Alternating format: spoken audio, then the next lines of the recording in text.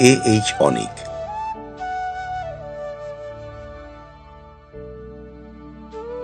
এ এক অপার সম্ভার। চারিদিকে সাতলার লাল শাপলার নজর কাড়া সৌন্দর্য উপভোগ করতে এখন প্রতিদিন দূর দূরান্ত থেকে আসছেন নানান বয়সী প্রকৃতিপ্রেমীরা। পর্যন্ত চলে তাদের এই আনাগোনা।